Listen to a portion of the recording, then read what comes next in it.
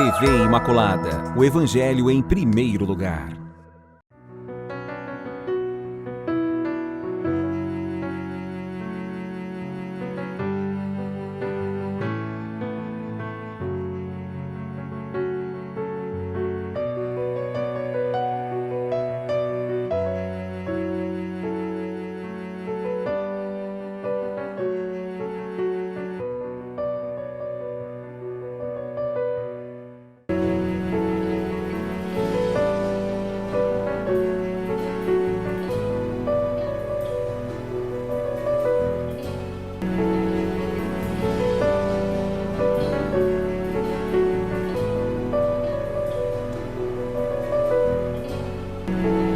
É com alegria no nosso coração que nós estamos aqui de volta, programa Respostas, Padre Adriano aqui pela TV Imaculada. Gostaria de saudar todos vocês que estão nos acompanhando. É com alegria no nosso coração que nós estamos aqui de volta, programa Respostas desse programa pela TV Imaculada. Gostaria de saudar todos vocês. Você que está participando pelo YouTube. É com alegria no nosso coração que nós estamos aqui de volta, pessoal pela internet, pelo site da TV Imaculada, pela TV Imaculada. Você que está participando pelo YouTube. É com alegria no nosso coração que nós estamos aqui de volta, pessoal pela internet, pelo site da TV Imaculada, pela TV Imaculada.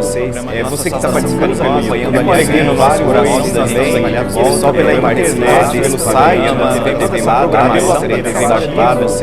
Você que está participando pelo YouTube. É com alegria no nosso coração também, só pela internet, pelo site da TV Imaculada, pela TV Imaculada. Você que está participando pelo YouTube. É com alegria no nosso coração também, só pela internet, pelo site da TV Imaculada, pela TV Imaculada. E essa orientação nós recebemos daquele que é o nosso Oriente, aquele que, da onde vem a palavra orientação, que é a nossa fé, que é o próprio Cristo. Então nós queremos ouvir a voz da igreja, que nos ajuda nesse caminho que nós fazemos, um caminho que pede de nós constantemente discernimentos. E às vezes nós vamos tomando opções, nós vamos escolhendo na medida que o nosso caminho vai aparecendo e também aquelas encruzilhadas no caminho da vida. Então o programa Respostas tenta ajudar-nos exatamente para esclarecer as nossas dúvidas, iluminar, digamos aqui, aquelas perguntas que nós trazemos em nosso coração, mas iluminar sobretudo com a luz da fé. E no primeiro bloco desse programa, como vocês já sabem, quem conhece o programa, sabe que o programa no primeiro bloco faz uma reflexão a partir de um texto, eu digo um texto oficial da igreja. Por que oficial? Porque é um texto normativo, ele é um texto que orienta o caminho da igreja, porque um concílio, quando a igreja se reúne em concílio, o resultado desta reflexão, desta pausa da igreja espalhada pelo mundo todo, para todos se torna uma bússola. O Concílio Vaticano II é uma bússola para o caminho da Igreja que adentra no novo milênio. Milênio este que nós iniciamos faz pouco tempo. Estamos no ano 2022. Então, 22 anos de entrada nesta nova fase da história da Igreja. Então, nós vamos nos deixar guiar sempre pela luz de Cristo e a Igreja que transmite, que orienta, que nos ajuda nesse caminho. E nós queremos então dizer que a presença e a participação de todos vocês nesse programa é fundamental, haja vista que parte dele, como eu já disse, vem através das respostas, né? Por isso que o programa se chama Respostas. E aqui a gente não dá, eu digo sempre que a gente não dá fórmula de bolo, né? A gente tenta fazer uma reflexão que seja capaz de orientar o seu discernimento, mas a gente não dá a resposta como se fosse uma fórmula de bolo, né? Porque a gente tem que pensar junto. Se tem uma coisa que Deus quer que nós utilizemos é o nosso cérebro, essa nossa capacidade de pensar e de refletir. Então a gente traz algumas luzes, alguns enfoques que iluminam a questão para que cada um também seja capaz de fazer o seu discernimento. E essa reflexão é feita a partir de uma leitura, a leitura de um texto. E agora nós vamos passar para um novo capítulo. Porque, de fato, o documento que nós estamos lendo, refletindo durante este tempo, é a Gaudium et Spes, o documento do Concílio Vaticano II, que fala exatamente sobre a relação da Igreja com o mundo. E nós estávamos refletindo nos encontros anteriores, nos programas anteriores, falando sobre a atividade humana no mundo. Qual o sentido da ação do ser humano nesta terra, nesse mundo? Peregrinos que somos para uma pátria definitiva, olhar para este fim significa virar as costas para o contexto da nossa vida cotidiana? Não, muito pelo contrário. Essa é a conclusão que nós chegamos através da leitura do documento. E agora nós vamos passar para um novo capítulo da Gaudium et Spes. Olha que coisa boa. O que fala esse novo capítulo da Gaudium et Spes? Exatamente sobre um tema que nós vamos dizer assim, é central dentro do documento. Já falei para vocês, né? Mania de professor, né? Já deu uma indicação aí. Olha só, uma pista, vamos assim dizer. A função da igreja no mundo atual. Esse é o tema geral do capítulo, tá? Vários programas nós vamos ter como tema geral do capítulo a função da igreja, a missão da igreja no mundo atual. E aqui o subtítulo, que é o tema próprio do dia, do programa. Relação mútua que existe entre a igreja e o mundo, parte 1. Relação mútua entre a igreja e o mundo. Veja que se fala de uma reciprocidade nesta relação. Então nós vamos agora para a leitura do texto e nós já voltamos então para, na sequência, fazermos a reflexão.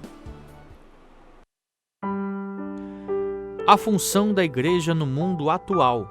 Relação mútua entre a igreja e o mundo, parte 1. Tudo quanto dissemos acerca da dignidade da pessoa humana, da comunidade dos homens, do significado profundo da atividade humana, constitui o fundamento das relações entre a igreja e o mundo e a base do seu diálogo recíproco. Pelo que no presente capítulo, pressupondo tudo o que o concílio já declarou acerca do mistério da igreja, considerar-se a mesma igreja enquanto existe nesse mundo e com ele vive e atua. A igreja, que tem a sua origem no amor do Eterno Pai, foi fundada no tempo por Cristo Redentor e reúne-se no Espírito Santo, tem um fim salvador e escatológico, o qual só se poderá atingir plenamente no outro mundo. Mas ela existe já atualmente na terra, composta de homens que são membros da cidade terrena e chamados a formar já na história humana a família dos filhos de Deus, a qual deve crescer continuamente até a vinda do Senhor.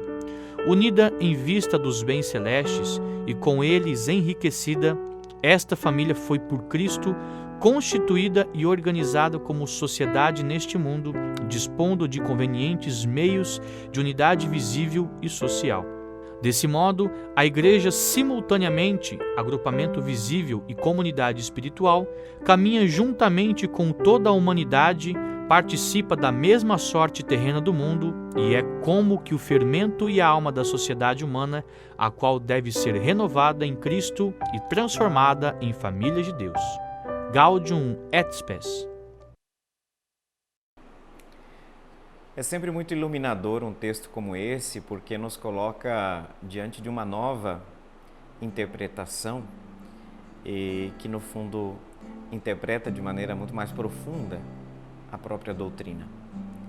Porque quando nós falamos, sobretudo em alguns círculos da igreja, que não conseguem ainda conceber a igreja fora do regime de cristandade. Como era a igreja no regime de cristandade?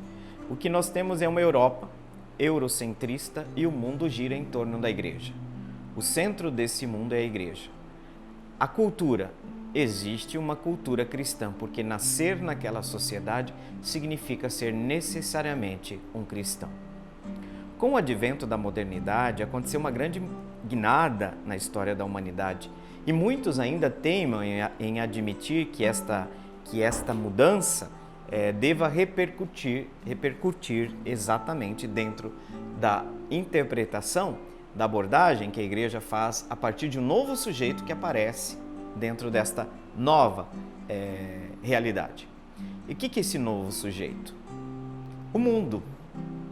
Mas como assim o mundo é um novo sujeito? Porque o que nós temos antes é uma realidade teocêntrica, onde igreja, realidade temporal e realidade espiritual e eclesial praticamente acontecem simultaneamente. Então não existe um mundo que busca sua autonomia, mas que se sente em si mesmo cristão. A modernidade inaugura um mundo que quer ser visto de maneira autônoma. O que é essa autonomia? Um mundo que não esteja mais, digamos, sobre as barbas do Papa, sob as barbas de um pontificado. Por quê? Porque até os reis e príncipes da Europa, nesse contexto, eram escolhidos pelo Papa. Então, o centro, né, do poder, a união do poder civil com o poder religioso é algo dado como de direito divino dentro dessa sociedade. A famosa relação entre altar e trono. Nós não temos mais isso no Estado moderno, tanto que hoje a Igreja, no seu caminhar, no seu amadurecimento, entende que aquele dito de Jesus, dai a Deus o que é de Deus e a César o que é de César, solidificou a sua doutrina, a concepção de que o Estado é laico. O Estado é laico. Esta é uma afirmação amadurecida pelo próprio cristianismo. De modo que nós não temos mais uma relação de Estado e Igreja, uma relação, digamos assim, de dependência e decisória. Agora, nesse novo mundo moderno, a religião tem seu lugar. E aí a Igreja precisa começar a falar de um outro tema que é muito importante, a liberdade religiosa. Porque neste mundo, neste novo paradigma que nasce, estas sociedades, elas também têm o paradigma de tentar fazer o seu caminho autônomo. Então, cada pessoa dentro desse Estado moderno se vê como um ser livre. Então, esta autonomia da liberdade humana também nas escolhas religiosas. E aos poucos, esta relação precisa ser determinada para que se esclareça a importância que a fé tem para iluminar as realidades. Então, uma interdependência entre a Igreja e o mundo sempre permanece. Mas qual é o nível dessa interdependência? Não se trata mais de uma relação de poder político. Acabou. E aí nós vemos todo o despojamento que a Igreja tem feito para sair do clima de corte papal, né? É uma corte onde se via que o Papa tinha ao mesmo tempo o poder espiritual e o poder temporal, assim chamado de maneira clássica. Essa nova configuração do mundo não entra na cabeça de certos grupos.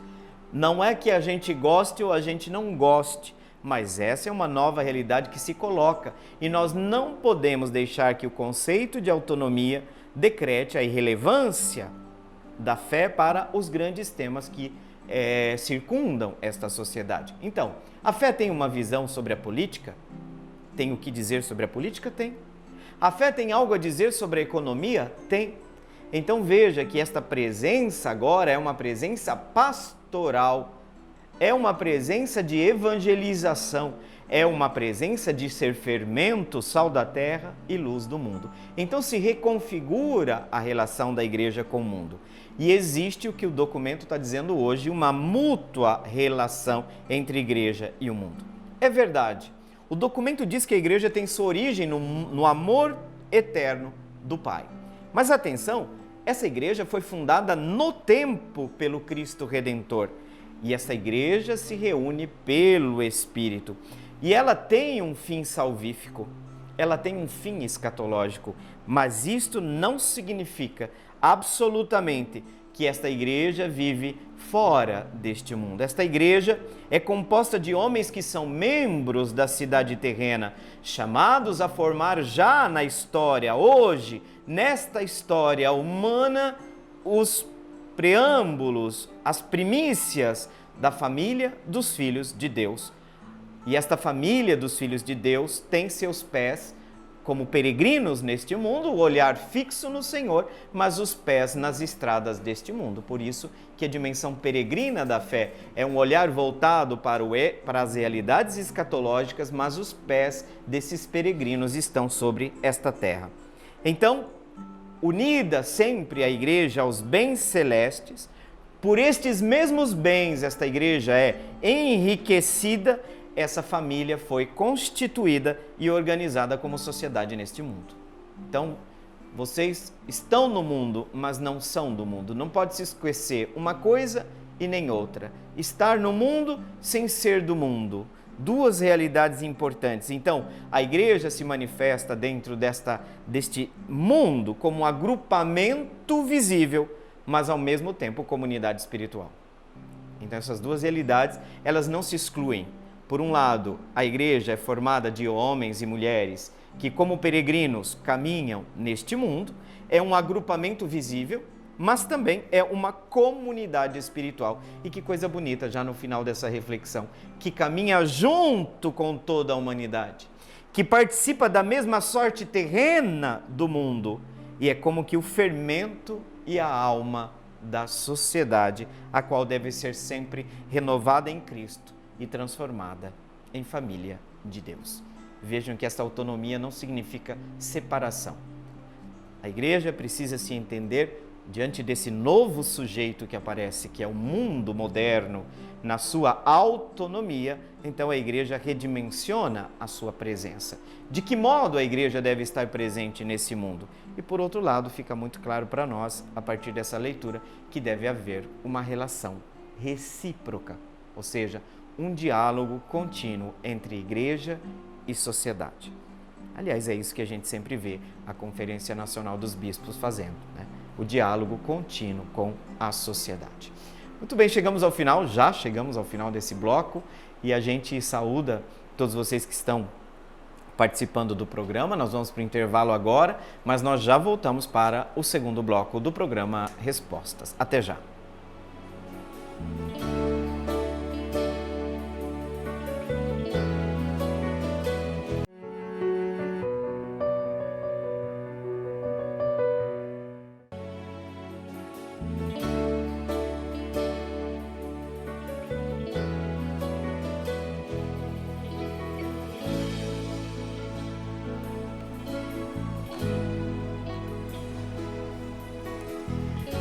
Voltamos para o segundo bloco, o programa Respostas. Saúdo a todos vocês que estão aí participando, que permanecem com a gente, mas também você que chegou agora, seja muito bem-vindo. Nós encerramos agora há pouco o primeiro bloco da reflexão sobre a relação entre a igreja e o mundo, e agora nós vamos passar para as respostas às perguntas que nos chegam, as perguntas que vocês nos enviam.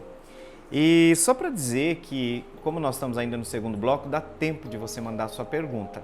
Ah, mas minha pergunta parece irrelevante, meio óbvia. Não, pode parecer óbvia, mas pode ser que na cabeça de muita gente essa pergunta exista. Então, pode ser que você vai ajudar a esclarecer para muitas pessoas. Então, você pode enviar sua pergunta pelo WhatsApp 993470532. Vou repetir, 993470532. E essa pergunta, se eu não me engano, ela chegou no programa passado, o programa retrasado, e ela chegou praticamente no final do programa e não teve tempo da gente responder. É a pergunta da Eliana, lá do bairro Los Angeles. Uma saudação muito carinhosa a Eliana, lá do bairro Los Angeles. Aliás, todo o pessoal que mora no bairro Los Angeles. É uma pergunta interessante da Eliana. Se eu não me engano, no começo do programa Respostas, lá no início, essa pergunta apareceu, depois ela não veio mais. Pergunta da Eliana: por que somente os padres tomam o corpo e o sangue de Jesus, sendo que na Bíblia diz: tomai todos e comei, todos e bebei? A Eliana está trazendo aqui a questão que a igreja legisla sobre essa recepção, porque a igreja é a grande responsável, digamos assim, pela administração dos sacramentos. Eu gosto sempre de dizer que a igreja não é dona dos sacramentos. É porque eu gosto de dizer isso? Porque com muita facilidade nós, ministros, temos o perigo muito próximo, né, de entender a ação divina como se fosse uma propriedade nossa. A ação divina é fruto sempre da ação da graça de Deus. Então é importante usar o termo administração, tá? Por quê? Porque é uma responsabilidade da igreja determinar como vamos comungar. Seja dito. Mas ela não é dona do corpo e do sangue de Cristo.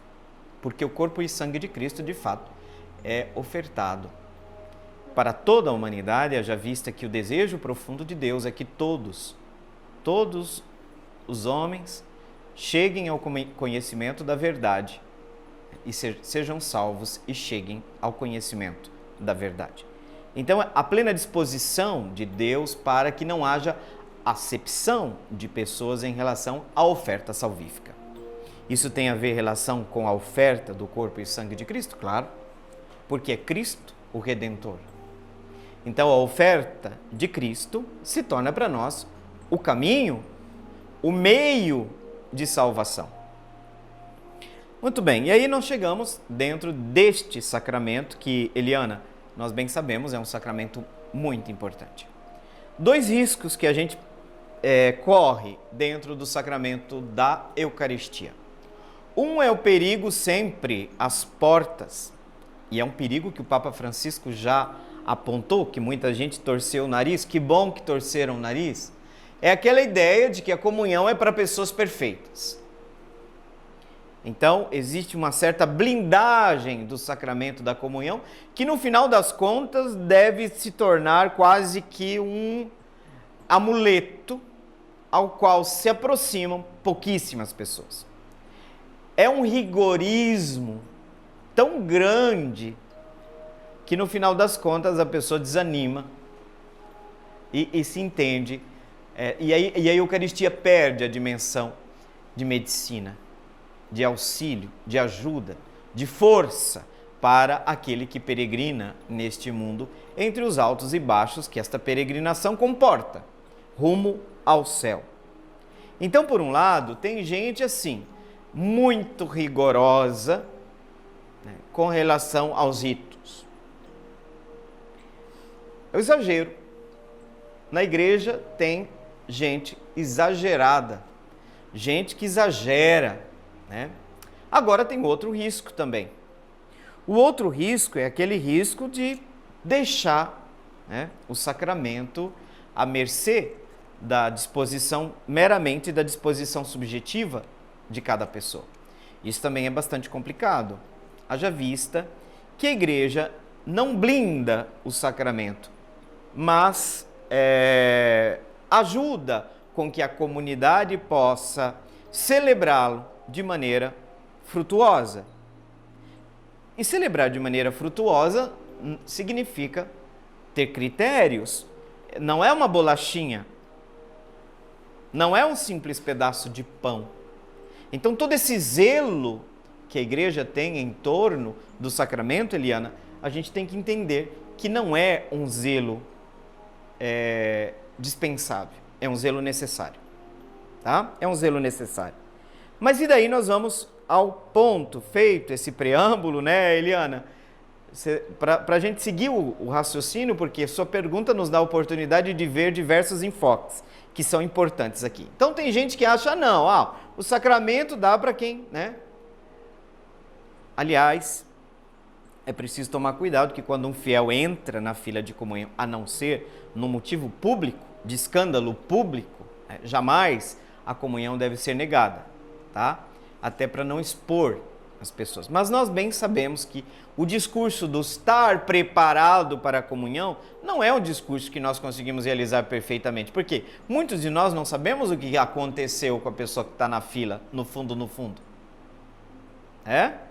A gente sabe que muita gente comunga e está com a sua comunhão com Cristo gravemente rompida por um que nós chamamos pecado grave. Se trata de um rompimento drástico da relação com Cristo.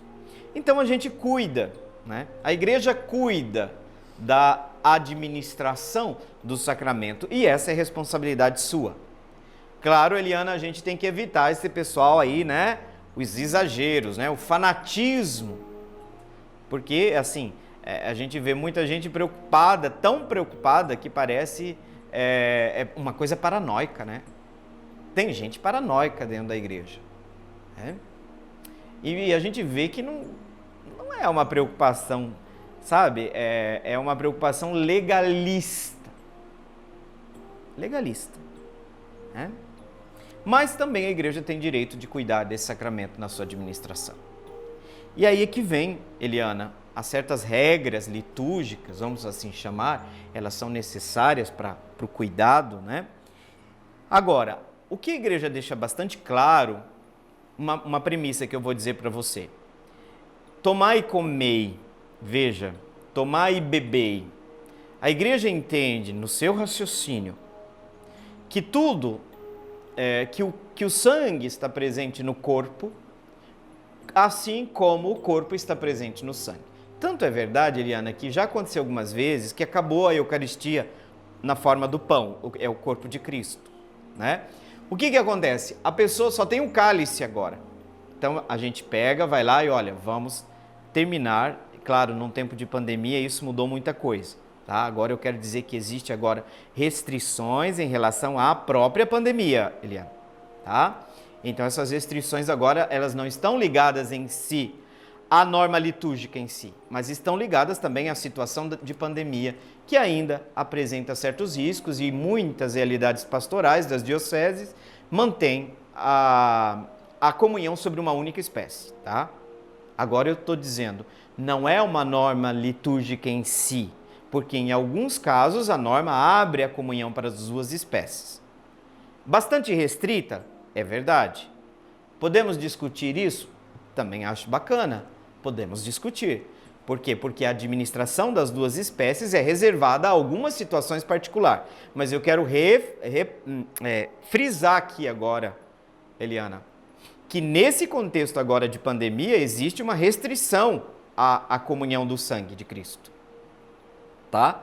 Mas é em relação à pandemia. Porque você imagina, você tomar o cálice, você tem que tomar. Então o toque da boca, então é uma questão sanitária. Mas vamos lá. A igreja entende, Eliana, que o corpo de Cristo, o pão, que já não é mais pão, mas é o corpo de Cristo, está contido. Então quem come o corpo de Cristo, por sua vez, o sangue de Cristo também está contido. Como o contrário também é fácil, é pensado. Então, Cristo está todo no sangue, Cristo está todo no corpo. Ainda que uma pequena partícula, a preocupação da igreja com os restos, digamos assim, ainda que seja uma parte que possa ainda ser reconhecida como pão, ali ainda está presente o corpo de Cristo. Por isso a preocupação da igreja. Você vê que o padre coloca o corporal, está em cima do altar, tem que tomar todo cuidado. Por que fica aquele corporal, aquele pano quadrado maior que o padre coloca? Porque eventualmente, inclusive na hora que o padre parte, isso aconteceu comigo diversas vezes, na hora de partir o corpo de Cristo, volta e meia alguma partícula se quebra e nem sempre cai dentro do cálice. Então aquele corporal visa exatamente porque a igreja diz, enquanto se reconhece a forma de pão, nós temos ali ainda a presença de Cristo. Então o que a gente percebe? Seja o cálice, seja a partícula como nós pegamos, seja aquela hóstia do padre, seja um pequeno pedaço,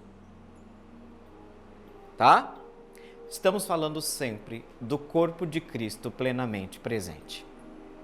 Corpo, alma e divindade, né? Como o pessoal costuma dizer, sobretudo acho que o pessoal da renovação carismática agora, né? Porque eu faço questão de dizer isso porque me parece que hoje só tem espiritualidade da renovação carismática. Existe na igreja uma infinitude, que se predomina uma espiritualidade. Mas existem inúmeras espiritualidades dentro da igreja, né?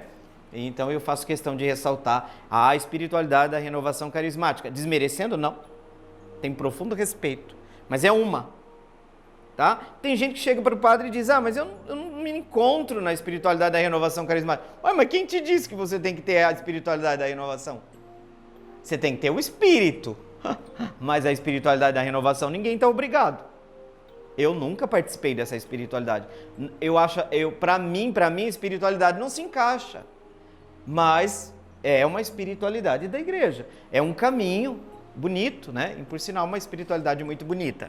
Mas não é a única. Então, para dizer, determinadas espiritualidades vão fazer, né? Por exemplo, uma coisa bonita da renovação, já que eu estou falando disso, né? A questão do cuidado com o corpo de Cristo, a exposição do Santíssimo, a adoração ao Santíssimo. O pessoal do acampamento também, né? Preza muito essa questão da exposição do Santíssimo. Então, Eliana, a igreja não está dando uma parte quando está te dando uma pequena hóstia. Está te dando o corpo de Cristo inteiro.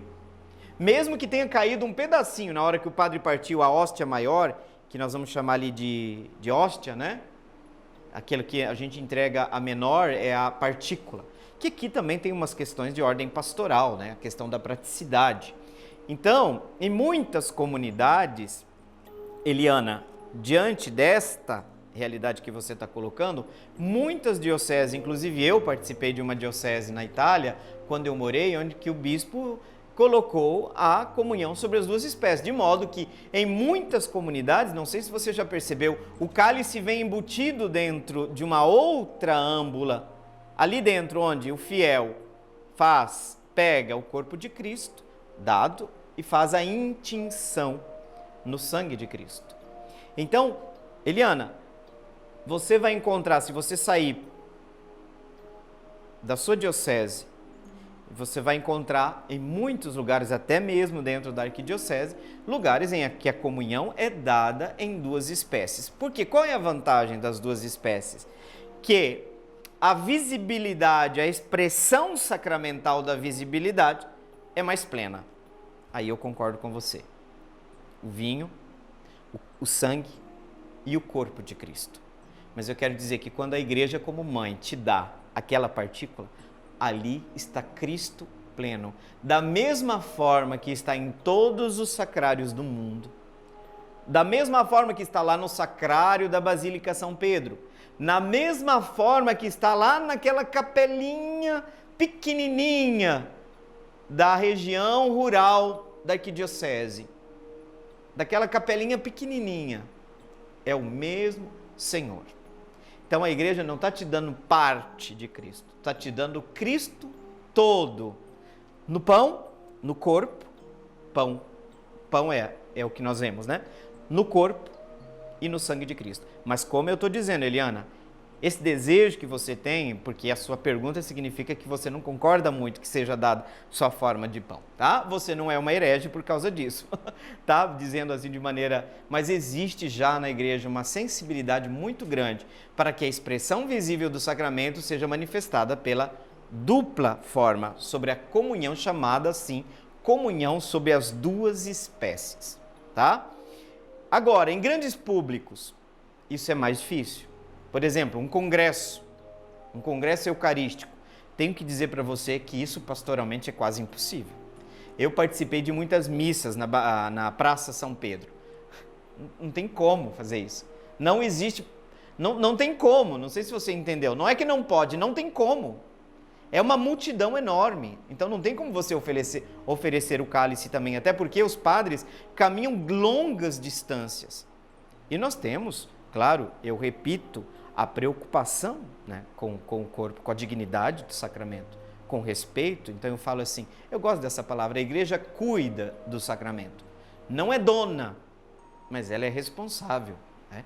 Então a gente precisa entender que quando a igreja está te dando aquela partícula, é Cristo todo, inteiro que está ali. A mesma hóstia que o Papa comunga, você comunga. É o mesmo Cristo. É tão importante como aquele que está no sacrário da catedral. Deus não faz acepção de pessoas. Aquela hóstia que o padre parte no altar só é maior, mas é o mesmo Cristo. Eu e você recebemos o mesmo Cristo. Agora, de fato eu percebo assim, que existem grupos na igreja que, ora, exageram tanto esse cuidado, que blindam de tal forma o sacramento que no final da história vai acontecer o que aconteceu em alguns períodos da história, praticamente só o clero comungava. O que é um absurdo, né? O que é um absurdo. Mas você está vendo, Eliana, essa sensibilidade que você tem em muitos lugares do Brasil, muitos bispos já perceberam e, de fato, em muitos lugares é feita a comunhão sobre as duas espécies, tá bom? Mas vamos seguir as orientações litúrgicas, elas são importantes e saiba que você está recebendo sempre o Cristo total, toda vez que você comunga. Tá certo? Muito obrigado pela sua pergunta. Nós já terminamos o segundo bloco. Meu Deus, como passa rápido o tempo. Mas nós vamos para o intervalo e já voltamos. Não saia daí.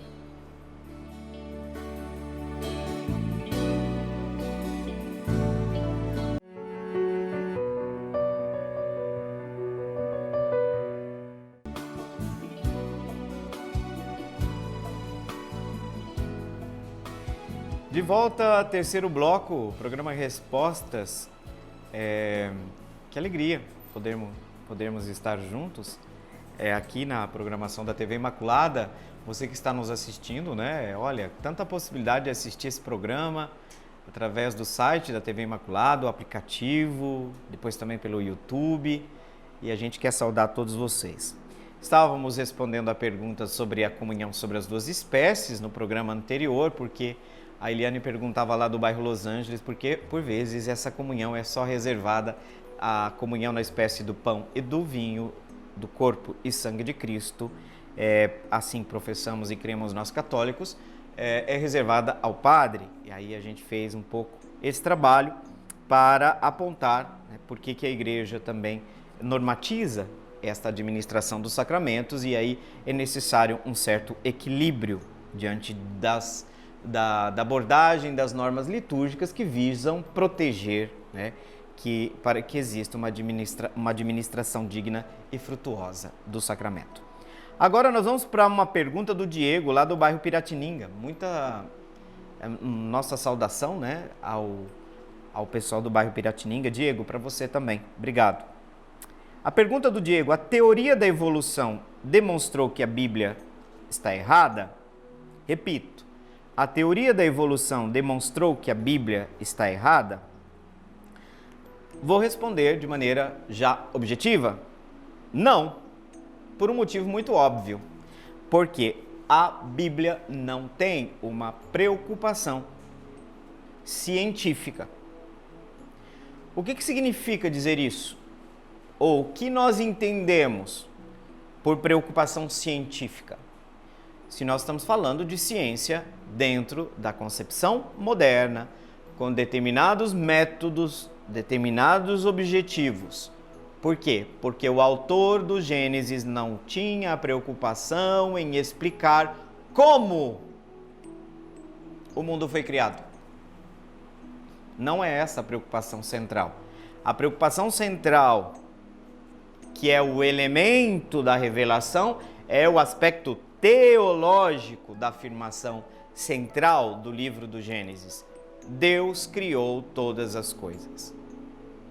Isso está presente no creio. Então, a profissão de fé é no creio apostólico. Creio em Deus Pai Todo-Poderoso, Criador do céu e da terra. A gente não diz no creio, Criador da forma bíblica, da forma da teoria da evolução. Não. A fé não está preocupada no como. Ao ponto que hoje, Diego, embora muita gente continue a bater nessa tecla, não existe a imposição da concepção bíblica de criação. Não existe. Isso significa o quê, padre? Que a teoria da evolução, ela não é rejeitada pela igreja? Não é. Agora, significa que a igreja diz que foi assim? Não, também não é papel da igreja isso. Agora, o importante é o dado revelado. A verdade fundamental de fé que está presente na afirmação: Deus criou o céu e a terra. O dado permanece intacto.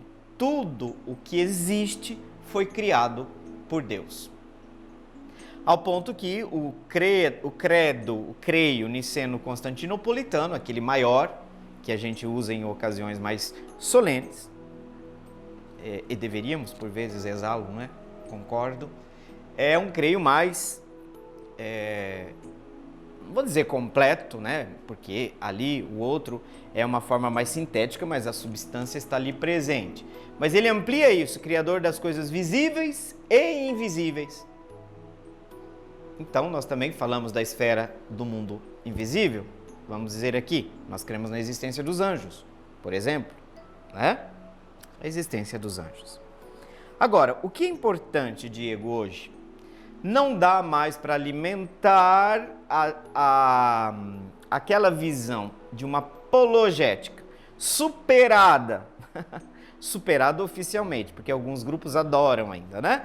Aquela apologética maniqueísta, ou assim ou assado, né? No sentido que a igreja pode muito bem, ao entender, ao acolher a teoria da evolução como uma das possibilidades do modo de Deus criar, para dizer que entre ciência e fé deve existir um diálogo muito, muito frutuoso e constante.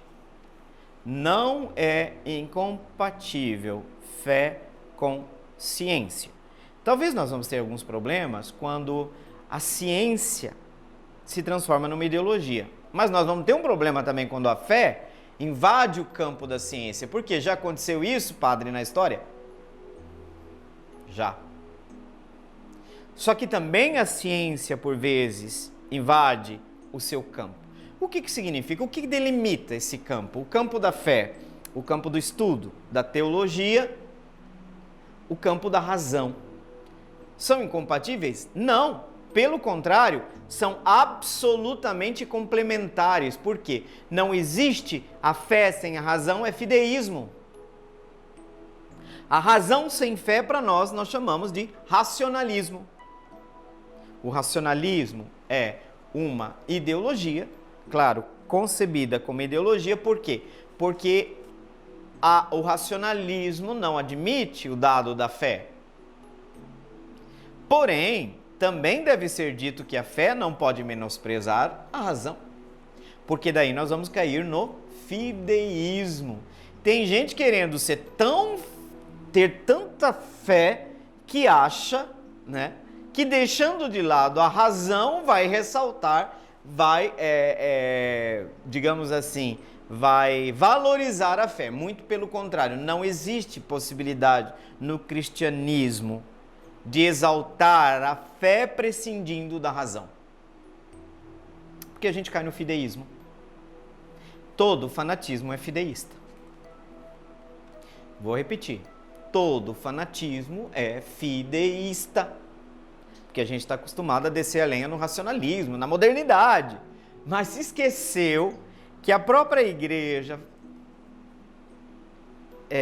nos alerta do perigo constante, tá? Do perigo constante, inclusive, tanto quanto o outro lado do fideísmo. Não é que nós ficamos assim dizendo uma é mais importante do que a outra. É que uma não pode existir sem a outra. Porque Deus não é irracional. A transcendência de Deus não é irracional. Deus é também sabedoria. E a sabedoria não prescinde jamais da razão, né?